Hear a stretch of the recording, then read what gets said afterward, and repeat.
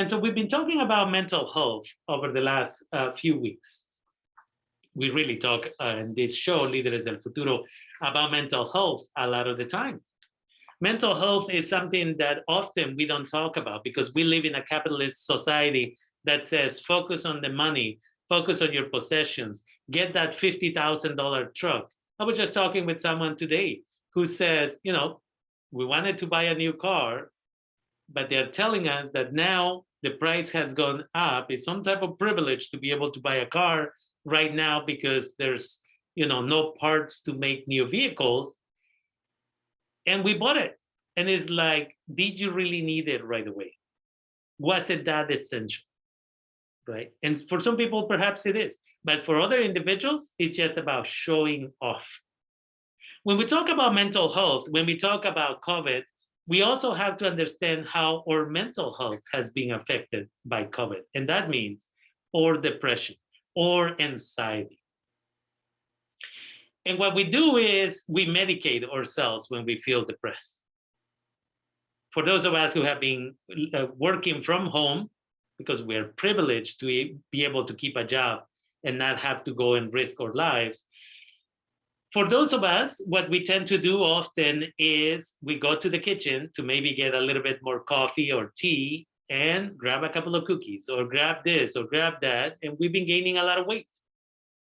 And what we don't notice is that we could have eaten a couple of carrots or celery, but we ate the cookies, we ate the unhealthy stuff because it's a coping mechanism for our anxiety, for our depression, for those feelings of loneliness sometimes, because maybe the rest of the family is out working in school, whatever, and we are just at home by ourselves. And that level of isolation is very damaging. When I talk with people about mental health, often they say, you know, I don't know why you focus so much on that when it's not a big deal for me. And what I say to them, right, when we do a basic assessment of how have you been feeling, you know, are you feeling down, is, you know, are you having insomnia or some other issue, it comes up that they obviously have something going on.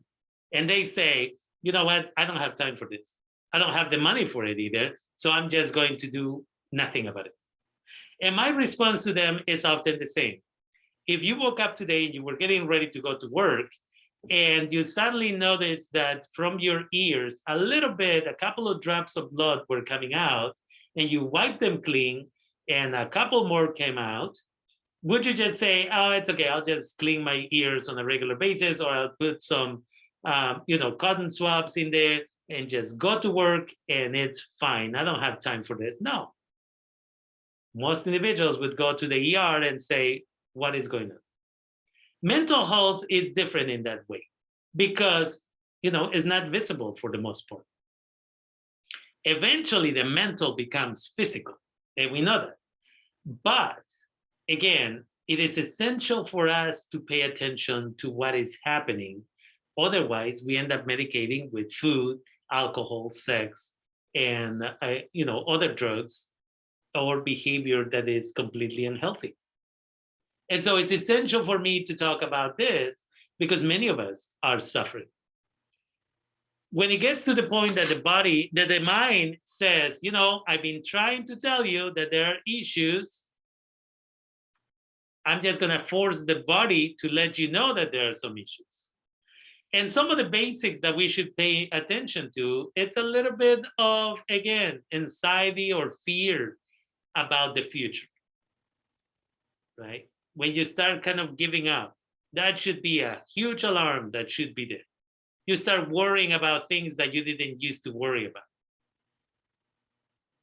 You start having troubles concentrating at work, at school, whatever the situation is for you. You suddenly are having a difficulty choosing. And I see this with some of my students, youth that I've been working with for 25 years, where it's a simple choice. And this happens with the victims of emotional abuse during childhood. Where do you want to go eat? Do you want to go eat Mexican or do you want to go eat a burger? I don't know, you choose. No, it's a simple. How do you feel? What do you, right? Inability to make basic decisions. Other symptoms may be insomnia, hyperactivity that you didn't have before, right? You start losing interest in what you used to enjoy. Or suddenly you start noticing tics, right? When you're talking, when you're interacting with people. Those are some of the basics. And if you allow this to continue and you say, I have no time for this, then we move into the next thing, which is where it gets worse. Heart palpitations, right? You suddenly have high blood pressure. Suddenly your chest starts hurting a little bit, and you just say, oh, it was just a second, it'll be fine. You start developing nausea. You start having trouble, digestive problems, right? You have diarrhea on a regular basis. So it's not that you ate bad food one day and that's it, but it just keeps happening far too often. And you get headaches on a regular basis. You feel tired. You feel, again, that it's too much work, that there's too many responsibilities. Your muscles have a lot of tension. When you are in meetings at work, whether it is through Zoom or just interactions with people, you start sweating excessively, which didn't used to be an issue. And there's a few other things. Charles Spurgeon, right, a Baptist pastor, once said, anxiety is not the one that prevents us from hoping for a better future. But anxiety is what gets us tired about what's happening today. It is important to pay attention to our mind. It is essential that we pay attention to our body. And again, how do you deal with this?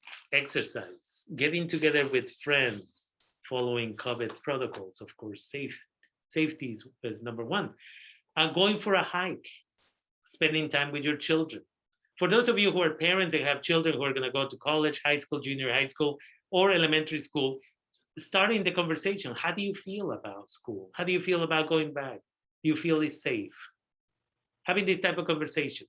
I have this child, a teenager that I transport to a summer program that ends tomorrow. And, almost every day I do a check-in as we're driving. How do you feel? Today, and how's everything in preparation for getting back to school? Oh, I haven't gotten my class schedule. I don't know when, what paperwork am I gonna need?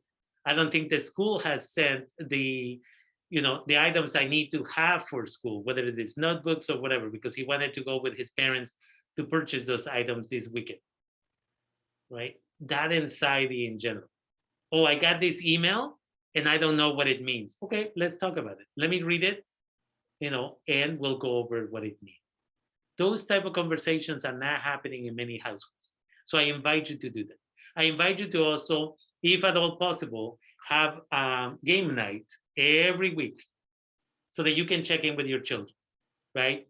Loteria, right? Bingo, whether it is, whatever it is, chess, whatever it is that you want to, activity you want to spend with your children, except television, so that it allows the half of the mind to focus on the game and the other one is able to have a conversation. And with that, I want to thank you and remind you that if you live in Sonoma County, therapy is available at Humanidad Therapy and Educational Services on a sliding scale. And we are at 707-525-1515, 525-1515. Our emphasis or specialty of our therapist is in the Latinx community. So always keep that in mind.